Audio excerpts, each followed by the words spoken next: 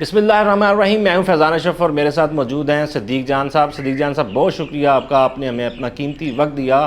सदीक जान साहब, शहर इक़्तिदार में चहम गोइयाँ हैं कि काजी फाइज़ के खिलाफ कोई तगड़ा रेफरेंस आ रहा है, क्या इतलात है इस हवाले से आपके पास? बहुत शुक्रिया। देखिए फैज़ान साहब, आप का सवाल बड़ा इंपॉर्टेंट है कि क्या काजी फ़ैसल साहब के ख़िलाफ़ एक और रेफरेंस दायर होने जा रहा है। और शहर इक़्तिदार में इस हवाले से आपने कहा कि बातचीत भी चल रही है। मैं तो शहर इक़्तिदार से बहुत दूर हूँ इस वक्त, लेकिन ज़ाहिर है अब कनेक्टिविटी तो है, नेट जितना भी स्लो कर दें तो इतना तो है कि कम से कम ख़बरें पता चलती हैं और सारा दिन हम दोस्तों के साथ राब्ते में होते हैं और पता भी चलता रहता है। और अब तो आपको पता है सोशल मीडिया पे इतनी इन्फॉर्मेशन आ रही होती है। तो बिल्कुल ये बात तो चल रही है कि काजी फ़ैसल साहब के ख़िलाफ़ एक और तगड़ा रेफरेंस जो है वो आ सकता है। लेकिन ये भी देखना होगा कि कौन ये जुर्रत करेगा रेफरेंस लाने की। और मैं वजूहात भी बताता हूँ जिन वजूहात पे ये एक्सपेक्ट किया जा रहा है और ये बात हो रही है कि एक रेफरेंस आ रहा है या आ सकता है। लेकिन मसला ये है कि पहले एक रेफरेंस दायर किया था औरिया मकबूल जान साहब ने, और वो इतना स्ट्रॉन्ग रेफरेंस था काजी फ़ैसल साहब के ख़िलाफ़ कि अगर वो मेरिट पे चले तो काजी साहब किसी सूरत में जज नहीं रह सकते। मतलब उनकी बरतरफी कन्फर्म है। उसकी वजह यह है कि जिस तरह से उन्होंने यूके गवर्नमेंट को ख़त लिखा और जिस तरह से उन्होंने पाकिस्तान की फ़ॉरेन पॉलिसी अपने हाथ में ली, और जो उन्होंने वो बहुत बड़ा मिसकंडक्ट था। किसी चीफ जस्टिस पाकिस्तान या जज को ये हक हासिल नहीं है कि वो इस तरह से ख़ुद ये ज़िम्मेदारी लेते हुए और इस तरह से किसी और मुल्क पे अटैक करे और उसे ताने दे। तो वो बहुत बड़ा मिसकंडक्ट था। तो वो औरिया साहब का बड़ा स्ट्रॉन्ग रेफरेंस था। लेकिन उसके बाद फिर आप देख रहे हैं कि औरिया साहब जो हैं जो उनके खिलाफ इंतकामी कार्रवाई की गई पंजाब हुकूमत के ज़रिए। आपको पता है कि इस वक्त जो भी काजी साहब के खिलाफ होगा तो वो पंजाब हुकूमत के और वफाकी हुकूमत के निशाने पर होगा। उसको बहुत सी कुव्वतें जो हैं वो पसंद नहीं करेंगी जो भी काजी साहब पे तनकीद करेगा। तो औरिया मकबूल जान साहब गिरफ्तार हुए, फिर बात यहाँ तक नहीं रुकी। औरिया मकबूल जान साहब की टीम के जो मेंबर हैं मलिक अहमद हसन और मुर्तज़ा, वो दोनों गिरफ्तार हुए। उन दोनों को अभी तक जिस्मानी रिमांड पे रखा गया है और ये साहब जो हैं वो जुडिशल हो चुके हैं। और अब मसला ये है कि औरिया साहब ने जिस तरह से भुगता है और जो औरिया साहब के साथ हुआ है, उसके बाद मुझे बताएं ना कि कौन ये जसारत करेगा, ये जुर्रत करेगा कि वो काजी फ़ैसल साहब के ख़िलाफ़ जो है वो रेफरेंस डाले, जब पता हो कि जो भी रेफरेंस डालेगा वो गैर महफूज है, वो उठाया जा सकता है, वो अगवा किया जा सकता है, उसकी फैमिली के ऊपर मुश्किल जो है वो सूरत हाल आ सकती है। देखें, काजी साहब का मिसकंडक्ट तो बहुत से वकला कहते हैं कि वाज़ेह तौर पे मिसकंडक्ट है। एक नहीं, वो वाला जो उन्होंने यूके की गवर्नमेंट को जो ताने दिए थे और जो उन्होंने पाकिस्तान की फ़ॉरेन पॉलिसी को हाथ में लिया था, उससे संगीन ये मामलात हैं। और वो क्या हैं कि दो चीज़ें हैं। पहले ये बात हो रही थी कि मुबारक सानी केस में काजी फ़ैसल साहब ने जिस तरह से काजी फ़ैसल साहब ने अपने सेक्रेटरी को कहकर और मौलाना फजल रहमान साहब को गेट से रिसीव करवाया, बहुत प्रोटोकॉल दिया, फिर चैम्बर में उनसे मुलाकात की, चैम्बर में उनके साथ मामला तय किए, बल्कि यहाँ तक शहर इक़्तिदार में बातें हैं। मैं तो उस वक्त शहर इक़्तिदार में था जब ये बातें हो रही थी। और वो ये था कि जो चीफ जस्टिस के सेक्रेटरी हैं उन्होंने मुफ्ती मुनीब साहब से मुलाकात की, जिसके बाद मुफ्ती मुनीब साहब उस दिन सुप्रीम कोर्ट नहीं आए। और ये भी है कि जो चीफ जस्टिस के सेक्रेटरी हैं उन्होंने मौलाना फजल रहमान साहब को भी स्पेशल उन्होंने कहा था कि जी आपने आना है। हालांकि मौलाना साहब को पता नहीं इरादा था इस सुप्रीम कोर्ट आने का या नहीं था। तो ये कहा जा रहा है कि पूरा मैच फिक्स था। और ये भी इल्ज़ाम है कि काजी फ़ैसल साहब ने जो चैम्बर में बैठ के मामला तय किए, ये इल्ज़ाम तो नहीं है, ये कि रियलिटी है, बल्कि कि मामला जो उन्होंने तय किए तो ये वो नहीं कर सकते थे क्योंकि ओपन कोर्ट में कोई ऐसा ऑर्डर नहीं किया गया था कि अब ये केस जो है वो चैम्बर में सुना जाएगा, इन चैम्बर सुना जाएगा। क्योंकि जब तक चैम्बर में सुनने का ऑर्डर ना हो तब तक आप कोई भी जुडिशल वर्क चैम्बर में नहीं कर सकते। लेकिन काजी साहब ने उसने जुडिशल वर्क चैम्बर में किया, साजबाज की। और वजह यही थी कि जितने लोगों को सुना गया उसके बाद जो बारी थी वो लतीफ़ खोसा साहब की थी और वो सबज़ादा हामिद रज़ा की थी, वो मुफ्ती हनीफ कुरैशी की थी। तो इसलिए ये था कि इनको किसी सूरत नहीं सुनना, तो उससे पहले पहले अंदर बैठ के और मामलात जो है वो तय कर लिए गए। फिर ये भी काजी साहब पे अब इल्ज़ामात लग रहे हैं कि मौलाना फजल रहमान को उन्होंने ये इसलिए प्रोटोकॉल दिया और सारा जो मुबारक सानी केस को वापस लेने का जो एक क्रेडिट उनको इसलिए दिया क्योंकि मौलाना साहब से काजी साहब को वोट चाहिए अपनी एक्सटेंशन के लिए। ये भी इल्ज़ामात लग रहे हैं। और फिर आपने देखा कि काजी साहब ने जब प्रोटोकॉल दिया मौलाना साहब की शान में बहुत उनकी शान बयान की, तो उसके बाद फिर क्या होता है कि फिर आसिफ अली जरदारी और मोहसिन नकवी जाते हैं मौलाना साहब के पास, उसके बाद शहबाज शरीफ भी जाते हैं मोहसिन नकवी को लेके। तो ये सारी चीज़ें कड़ियाँ जोड़ी जा रही हैं कि काजी साहब ने खुद एक तरह से इनडायरेक्टली अपनी एक्सटेंशन का वोट मौलाना फजल रहमान से मांगा सेनेट और कौमी असम्बली में। फिर दूसरा जो अब मामला है वो है जो काजी साहब के हवाले से अब इंकशाफात हो रहे हैं। पहले सबसे पहले इंकशाफ किया आज़म रिज़वी तारड़ साहब ने शाहज़ेब खानज़ादा के प्रोग्राम में, जिसमें उन्होंने कहा कि मेरी ये जो जुडिशल पैकेज है इस पे चीफ जस्टिस पाकिस्तान जस्टिस काजी फाइज़ से मुलाकात हुई और मुझे काजी फाइज़ साहब ने कहा कि आप मंसूर अली शाह साहब से भी मिलें, और फिर उन्होंने बताया कि मंसूर अली शाह साहब से भी मिले। फिर हसनात मलिक साहब की ये रिपोर्ट है कि एक हुकूमती शख्सियत ने या किसी अहम वकील ने उनको बताया है कि मंसूर अली शाह साहब से जब ये बात की गई कि हम जुडिशल पैकेज ला रहे हैं और हम तमाम जजेस को की एज बढ़ाना चाहते हैं या हम चीफ जस्टिस का टेन्योर बढ़ाना चाहते हैं, तो मंसूर अली शाह साहब ने कहा कि देखें, आप अगर ये कानून बना रहे हैं तो उसको अप्लाई आप 2032 से करें, 2031-32 से करें, जब मौजूदा जो जजेस हैं और जो चीफ जस्टिस हैं जब वो रिटायर हो जाएंगे, उनकी रिटायरमेंट के बाद आप जो है इसको करें, ताकि अब जो जजेस हैं उनके लिए, नए जजेस के लिए ये मामला हो, ये जो मौजूदा जजेस हैं इनके लिए कम से कम या इन चीफ जस्टिस के लिए मामला ना हो। ये इसलिए उन्होंने कहा कि ताकि मौजूदा जजेस जो हैं वो इस बात से इन्फ्लुएंस ना हो कि नून लीग की हुकूमत ने हमारे ऊपर बड़ा एहसान किया, हमारे ऊपर बड़ी मेहरबानी किया है। फिर उसके बाद बात सामने आई जब नजम सेठी साहब ने ये कहा कि काजी फाइज ईसा साहब ने हुकूमत को कहा है कि आप मेरी एक्सटेंशन करें, लेकिन वो इस तरह से करें कि ये ना लगे कि मैं कह रहा हूँ, बस ये लगे कि आपने जो है वो सबके लिए किया है, ताकि ये ना लगे कि सिर्फ आप मुझे फेवर दे रहे हैं। वो भी एक बड़ा इंकशाफ था, क्योंकि आपको पता है नजम सेठी साहब मियां नवाज शरीफ के बहुत ज़्यादा क्लोज हैं। फिर तीसरा मामला ये हुआ जब राना सनौल्ला साहब ने कल ये कह दिया है कि काजी फाइज ईसा साहब से बात हुई और काजी फाइज साहब ने कहा है कि आप तमाम जजेस की एज लिमिट बढ़ाएं। अब ये जो बातें हैं ये बहुत ख़तरनाक हैं, ये बहुत खौफनाक हैं। देखें, शरीफ ख़ानदान की एक हिस्ट्री है। शरीफ ख़ानदान की हिस्ट्री क्या है कि ये ब्रीफ केस के जरिए भेजते हैं, जजेस को ख़रीदते हैं और अपने जो इनके अपने जजेस हैं उनके ज़रिए जजेस को ख़रीदते हैं। शरीफ ख़ानदान की का माजी ये है कि एक मरहूम जज, अल्लाह ताला उनके दर्जात बुलंद करे, उनको मस्जिद नबवी बुला के और वहाँ बैठ के उसके साथ डील करते हैं कि आपको इतना पैसा देते हैं, आपको बैरून मुल्क शिफ्ट कर देते हैं, आपके बच्चों को बाहर नौकरियाँ दिलवा देते हैं। वहाँ मस्जिद नबवी में बैठ के भी ये डीलें मारते हैं। इनके बारे में है कि आर्मी की एक टॉप पोजीशन की शख्सियत को इन्होंने BMW के ज़रिए ख़रीदने की कोशिश की थी कि आप BMW आपको गिफ्ट करना चाहते हैं, और उन्होंने रिफ्यूज़ कर दिया। तो ये है इनका माजी शरीफ ख़ानदान का। अगर शरीफ ख़ानदान के नुमाइंदे खसूसी और अहम किरदार जो शरीफ ख़ानदान के हैं, आज़म नज़ीर तार, उनको काजी फाइज़ साहब अपने चैम्बर में खुफिया मुलाकातें करेंगे। और खुफिया मुलाकात इसलिए कह रहा हूँ कि आज तक उन मुलाकातों की तफसीलात जारी नहीं की गई। तो ये ज़ाहिर है, सवाल उठते हैं कि आप कैसे आज़म नज़ीर तार जो नवाज शरीफ के नुमाइंदे उनसे मुलाकातें कर रहे हैं और उनकी तफसीलात भी जारी नहीं कर रहे। तो ये खुफिया मुलाकातें हैं।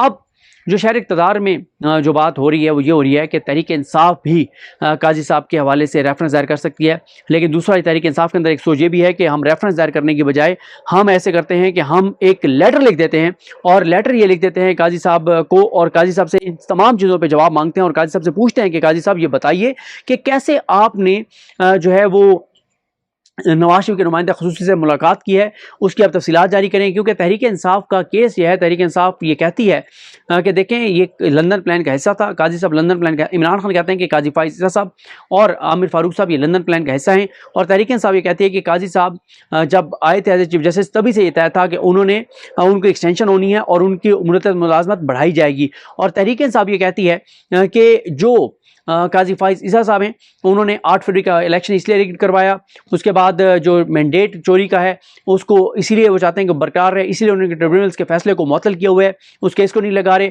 इसीलिए इमरान खान के केसेस नहीं लगा रहे। इन्होंने नवाज शरीफ की तायात नैली ख़त्म की, इन्होंने ROs को, ब्यूरोक्रेसी के ROs को बहाल किया, इन्होंने लेवल प्लेइंग फील्ड नहीं दी, इन्होंने जबरी गुमशुदगियों के केस टेकअप नहीं किए। तो ये सुप्रीम जुडिशल काउंसिल में आमिर फारूक साहब का मामला टेकअप नहीं कर रहे, ये अपने हवाले से मामला टेकअप नहीं होने दे रहे। तो तहरीक इंसाफ का यही इल्ज़ाम है कि काजी साहब जो है उस लार्जर प्लान का हिस्सा थे, और अब ये बात देखी जा रही है। देखते हैं कि तहरीक इंसाफ खुद कोई रेफरेंस जो है वो दायर करती है या कोई वकील जो है ये रेफरेंस दायर करता है। लेकिन बात बहुत ज़्यादा हो रही है कि काजी साहब के ख़िलाफ़ एक और रेफरेंस जो है वो दायर होने जा रहा है। लेकिन अगर काजी साहब की अब एक्सटेंशन ही नहीं हो रही तो फिर रेफरेंस दायर होना ना होना मैटर नहीं करता, क्योंकि अगर ये बात हो जाती है कि काजी साहब की एक्सटेंशन नहीं हो रही तो फिर शायद सुप्रीम जुडिशल काउंसिल में मामला टेकअप हो भी तो जो मंसूर अली शाह साहब हैं, मुनीब अख्तर साहब हैं और याह्या अफरीदी साहब हैं, क्योंकि याह्या अफरीदी साहब इसमें बैठेंगे और इसमें काजी साहब नहीं बैठेंगे, तो फिर शायद वो इन रेफरेंसेस को जो है वो मुस्तरद कर दें, इन कंप्लेंट्स को रिजेक्ट कर दें और काजी साहब के ख़िलाफ़ किसी तरह की कार्रवाई का कोई ऑर्डर ना दें कि ठीक है, एक बंदा जा रहा है तो आप जाते हुए चीफ जस्टिस को इतना अर्सा उसने गुजारा है तो क्यों उसको बरतरफ किया जाए। तो ये अब है मामला। लेकिन देखते हैं जी रेफरेंस दायर होता है नहीं होता, ये तो अब आने वाला टाइम बताएगा। बहुत बहुत शुक्रिया सदीक जान साहब आपका, आपने हमें कीमती वक्त दिया। रहीम, आज अडियाला जेल रावलपिंडी के अंदर तोशा खाना सीरीज़ का जो केसेस का सिलसिला शुरू किया गया है, उसमें इमरान खान और बुशरा बीबी की दरख्वास्त ज़मानत की समाअत थी। बुनियादी तौर पर यह दरख्वास्त ज़मानत बाद अज़ गिरफ़्तारी की आज समाअत थी। इससे पहले हमने इस केस को इस्लामाबाद हाई कोर्ट के अंदर 2 मई को उठाया और जिसमें 5 बार लगातार बग़ैर किसी समाअत के और बग़ैर किसी फ़ैसला के केस को एडजर्न किया जाता रहा और फिर आखिर में इस्लामाबाद हाई कोर्ट में जब फ़ैसला करने का वक़्त आया, जस्टिस मियां गुल हसन औरंगज़ेब साहब की जो अदालत थी वहाँ, तो नैब ने बड़ी बदनीति से बदयानती से फिलफोर रेफरेंस दायर करके उसकी कवैशमेंट का रास्ता रोका। तो उसमें आज दरख्वास्त ज़मानत की समाअत थी। आज गुज़िश्ता तारीख पर नैब की टीम हाज़िर हुई थी। इससे पहले इस केस की 2 समाअतें हो चुकी थी, आज तीसरी समाअत थी और बुनियादी तौर पे दरख्वास्त ज़मानत बाद अज़ गिरफ़्तारी जो होती है अमूमी तौर पे 3 तारीख को उसका फ़ैसला हो जाता है। लेकिन आज नैब की जो बदनीति थी उसमें उन्होंने आज एक नई दरख्वास्त डाली और ये कभी क्रिमिनल लॉ की या क्रिमिनल प्रैक्टिस की तारीख में कभी भी नहीं हुआ कि बेल स्टेज पे इस तरह दरख्वास्तें दायर की जाएँ। अब मैं दरख्वास्त का मतन अगर आपको बताऊँ तो आप हैरान भी हों। नैब ने दरख्वास्त मूव की कि वो हाई कोर्ट से रिकॉर्ड मंगवाना चाह रहे हैं। अब ये मेरे ख्याल से बेल स्टेज पे एक ऐसी दरख्वास्त थी कि जिसके इससे पहले कोई नज़ीर नहीं मिलती, लेकिन अदालत ने उस दरख्वास्त को खारिज किया और उसके बाद इस जो हमारी जो ज़मानत की दरख्वास्त है उस पर जुमे वाले दिन के ऊपर दलाइल देने के लिए मुकर्रर कर दिया है। और बुनियादी तौर पे इस केस के अंदर देखा जाए तो ये एक सीरीज़ ऑफ केसेस है जिसके अंदर इमरान खान को चौथी बार ये उनके ख़िलाफ़ ये केस चलाया जा रहा है, बल्कि एक लिहाज से 3 बार सज़ा हो चुकी है तोशा खाना केस के अंदर और ये चौथा केस चल रहा है और दूसरा बीबी साहिबा की हद तक ये दूसरा केस है। सबसे पहला केस इलेक्शन कमीशन जज हमायूं दिलावर की अदालत के अंदर जो केस दायर किया गया और वहाँ से सज़ा सुनाई गई, पहली सज़ा। फिर इलेक्शन कमीशन ने पार्टी चेयरमैन से और वहाँ से MNA से डिस्क्वालीफाई किया, दूसरी सज़ा। तोशा खाना के अंदर जज बशीर साहब ने सज़ा सुनाई, तीसरी सज़ा, और ये अब चौथा है। फौजदारी तारीख के अंदर कोई भी ऐसी मिसाल मौजूद नहीं और बल्कि पाकिस्तान का आइन का आर्टिकल 13, क्रिमिनल प्रोसीजर सेक्शन 403 और नैब का अपना जो सेक्शन 17D है, बिल्कुल वाज़ेह है कि सेम फैक्ट के ऊपर सेम उनके मटेरियल के ऊपर किसी भी शख्स को दूसरी बार ना तो उसके ऊपर केस चलाया जा सकता और ना सज़ा सुनाई जा सकती है। लेकिन यहाँ एक ऐसी एक एग्ज़ाम्पल कायम की जा रही है इमरान खान के ख़िलाफ़ मुकदमात के अंदर जो पाकिस्तान का आइन है, जो ज़ाब्ता है, जो सब्सटेंटिव लॉ है, वो सारे के सारे तोड़े जा रहे हैं। बहुत शुक्रिया। खान साहब के बारे में थोड़ा सा बताइएगा, क्या गुफ्तगू हुई और खान साहब का जो बिहेवियर था वो कैसा था? लेकिन जी खान साहब हमेशा की तरफ मजबूत हैं। उनका बिहेवियर तो जैसे वो डे फर्स्ट को जैसे बाहर थे ऐसे ही वो जेल के अंदर हैं, तो उनके बिहेवियर के अंदर कोई तब्दीली वो ऐसी नहीं है, तो वो अपनी जगह मजबूत खड़े हैं। अच्छा, ये बता दें चांसलर के इलेक्शन के हवाले से क्या इमरान खान से कोई बात हुई? पहले ये कहा जाता था ये यहूदी एजेंट है, पक्का मुसलमान साबित करने की कोशिश की जा रही है, तो क्या ये बात उनके इल्म में जैसे आई तो ये बात हुई है इस हवाले से डिस्कशन, तो ये उनके लिए बड़ा वो उन्होंने इसको बड़ा वो हैरान होते हैं इस बात पे कि कैसे लोग हैं, पहले एक मौक़िफ़ लेते हैं फिर दूसरा ले लेते हैं। तो इस बात में खान साहब का क्या मौक़िफ़ है ये चांसलर के इलेक्शन के हवाले से या कैंपेन के? देखें ये पाकिस्तान के लिए क्या पैगाम है? देखें ये पाकिस्तान के लिए बड़ा एजाज़ की बात है, एक ऑनर की बात है और ये पूरी कौम के लिए और बल्कि पूरे इंडियन सब कॉन्टिनेंट के अंदर है, ये सब के लिए बड़े ऑनर की बात है। इवन के जो अगर आप इंडिया का मीडिया देखें तो वो भी इस चीज़ में कहता है कि ये एशिया के लिए बड़ा एजाज़ की बात है, सिवाय हमारे नेशनल मीडिया की। नहीं, ये जो आर्टिकल छपवाए जा रहे हैं इमरान खान के खिलाफ और इवन ये कहा गया कि सलमान रुश्दी के साथ बैठने से इनकार किया था, इसमें आप क्या कहें? देखें अब जो आर्टिकल आया उसने इमरान खान के ईमान पे मोहर साबित की है। जो कल कहते थे कि यहूदी एजेंट का एक लेबल लगाने की कोशिश करते थे, आज उन्होंने खुद ही मुसलमान होने का वो सर्टिफिकेट भी दे दिया। इससे ज़्यादा तो और कुछ भी नहीं है। जो सच्चा मुहिब रसूल होगा, नबी पाक सल्लल्लाहु अलैहि वसल्लम की मोहब्बत जिसके दिल में होगी, वो सलमान रुश्दी के साथ नहीं बैठेगा। ये बात तो आप हमारे मुखालफिन कह रहे हैं, उन्होंने इस बात को तस्लीम कर लिया है। मीडिया वालों से बात करने की भी इजाज़त नहीं, आज उन्होंने आज उन्होंने मीडिया से गुफ्तगू की है मीडिया ने आज वो सामने बिल्कुल आए हूँ और बात की है उनसे। तो इस तरह आज ऐसा उस तरह नहीं थी। क्या हुई है देखा वो मीडिया खुद रिपोर्ट कर देगा जो उन्होंने रिपोर्टिंग की है। मैं वहाँ मौजूद नहीं था क्योंकि मैं आगे रोस्टम पे मौजूद था। जी जी तब्दील हो गया, जेल का सारा स्टाफ चेंज हो गया। बहुत शुक्रिया। और रेफरेंस दायर करके उसकी कवैशमेंट का रास्ता रोका तो उसमें आज दरख्वास्त ज़मानत की समाअत थी। आज गुज़िश्ता तारीख पर नैब की टीम हाज़िर हुई थी। इससे पहले इस केस की 2 समाअतें हो चुकी थी, आज तीसरी समाअत थी। और बुनियादी तौर पर दरख्वास्त ज़मानत बाद अज़ गिरफ़्तारी जो होती है अमूमी तौर पर तीसरी तारीख को उसका फ़ैसला हो जाता है। लेकिन आज नैब की जो बदनीति थी उसमें उन्होंने आज एक नई दरख्वास्त डाली और ये कभी क्रिमिनल लॉ की या क्रिमिनल प्रैक्टिस की तारीख में कभी भी नहीं हुआ कि बेल स्टेज पे इस तरह दरख्वास्तें दायर की जाएं। अब मैं दरख्वास्त का मतन अगर आपको बताऊं तो आप हैरान भी हों। नैब ने दरख्वास्त मूव की कि वो हाई कोर्ट से रिकॉर्ड मंगवाना चाह रहे हैं। अब ये मेरे ख्याल से बेल स्टेज पे एक ऐसी दरख्वास्त थी कि जिसके इससे पहले कोई नज़ीर नहीं मिलती, लेकिन अदालत ने उस दरख्वास्त को खारिज किया। और उसके बाद इस जो हमारी जो ज़मानत की दरख्वास्त है उस पर जुमे वाले दिन के ऊपर दलाइल देने के लिए मुकर्रर कर दिया है। और बुनियादी तौर पे इस केस के अंदर देखा जाए तो ये एक सीरीज़ ऑफ केसेस है जिसके अंदर इमरान खान को चौथी बार ये उनके ख़िलाफ़ ये केस चलाया जा रहा है, बल्कि एक लिहाज से 3 बार सज़ा हो चुकी है तोशाखाना केस के अंदर और ये चौथा केस चल रहा है। और दूसरा बीबी साहिबा की हद तक ये दूसरा केस है। सबसे पहला केस इलेक्शन कमीशन जज हमायूं दिलावर की अदालत के अंदर जो केस दायर किया गया और वहाँ से सज़ा सुनाई गई, पहली सज़ा। फिर इलेक्शन कमीशन ने पार्टी चेयरमैन से और वहाँ से MNA से डिस्क्वालीफाई किया, दूसरी सज़ा। तोशाखाना के अंदर जज बशीर साहब ने सज़ा सुनाई, तीसरी सज़ा। और ये अब चौथा है। फौजदारी तारीख के अंदर कोई भी ऐसी मिसाल मौजूद नहीं। और बल्कि पाकिस्तान का आइन का आर्टिकल 13, क्रिमिनल प्रोसीजर सेक्शन 403 और नैब का अपना जो सेक्शन 17D है, बिल्कुल वाज़ेह है कि सेम फैक्ट के ऊपर सेम उनके मटेरियल के ऊपर किसी भी शख्स को दूसरी बार ना तो उसके ऊपर केस चलाया जा सकता और ना सज़ा सुनाई जा सकती है। लेकिन यहाँ एक ऐसी एक एग्ज़ाम्पल कायम की जा रही है इमरान खान के ख़िलाफ़ मुकदमात के अंदर जो पाकिस्तान का आइन है, जो ज़ाब्ता है, जो सब्सटेंटिव लॉ है, वो सारे के सारे तोड़े जा रहे हैं। बहुत शुक्रिया। खान साहब ये बताइएगा, खान साहब के बारे में थोड़ा सा बताइएगा, क्या गुफ्तगू हुई और खान साहब का जो बिहेवियर था वो कैसा था? देखें जी, खान साहब हमेशा की तरफ मजबूत हैं। उनका बिहेवियर तो जैसे वो डे फर्स्ट को जैसे बाहर थे ऐसे ही वो जेल के अंदर हैं, तो उनके बिहेवियर के अंदर कोई तब्दीली वो ऐसी नहीं है, तो वो अपनी जगह मजबूत खड़े हैं। अच्छा ये बता दें, चांसलर के इलेक्शन के हवाले से क्या इमरान खान से कोई बात हुई?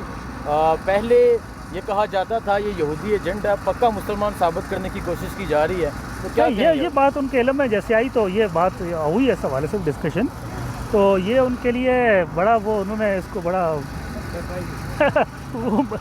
वो हैरान होते हैं इस बात पे कि कैसे लोग हैं, पहले एक मौक़िफ़ लेते हैं फिर दूसरा ले लेते हैं। तो इस बात को खान साहब का क्या मौक़िफ़ है ये चांसलर के इलेक्शन के हवाले से या कैंपेन के? देखें ये पाकिस्तान के लिए क्या पैगाम है? देखें ये पाकिस्तान के लिए बड़ा एजाज़ की बात है, एक ऑनर की बात है और ये पूरी कौम के लिए और बल्कि पूरे इंडियन सब कॉन्टिनेंट के अंदर है, ये सब के लिए बड़े ऑनर की बात है। इवन के जो अगर आप इंडिया का मीडिया देखें तो वो भी इस चीज़ में कहता है कि ये एशिया के लिए बड़ा एजाज़ की बात है, सिवाय हमारे नेशनल मीडिया की। नहीं ये जो आर्टिकल छपवाए जा रहे हैं इमरान खान के खिलाफ और इवन ये कहा गया कि सलमान रुश्दी के साथ बैठने से इनकार किया था, इसमें आप क्या कहें? देखें अब जो आर्टिकल आया उसने इमरान खान के ईमान पे मोहर साबित की है। जो कल कहते थे कि यहूदी एजेंट का एक लेबल लगाने की कोशिश करते थे, आज उन्होंने खुद ही मुसलमान होने का वो सर्टिफिकेट भी दे दिया। इससे ज़्यादा तो और कुछ भी नहीं है। जो सच्चा मुहिब रसूल होगा, नबी पाक सल्लल्लाहु अलैहि वसल्लम की मोहब्बत जिसके दिल में होगी, वो सलमान रुश्दी के साथ नहीं बैठेगा। ये बात तो आप हमारे मुखालफिन कह रहे हैं, उन्होंने इस बात को तस्लीम कर लिया है। अच्छा जो इमरान खान के सख्तियाँ थे मीडिया वालों से बात करने की भी इजाज़त है, आज उन्होंने आज उन्होंने मीडिया से गुफ्तगू की है। मीडिया ने आज वो सामने बिल्कुल आए हूँ और बात की है उनसे, तो इस तरह आज ऐसा उस तरह नहीं थी। क्या हुई है देखा वो मीडिया खुद रिपोर्ट कर देगा जो उन्होंने रिपोर्टिंग की है। मैं वहाँ मौजूद नहीं था क्योंकि मैं आगे रोस्टम पे मौजूद था। जी जी तब्दील हो गया, जेल का सारा स्टाफ चेंज हो गया। बहुत शुक्रिया।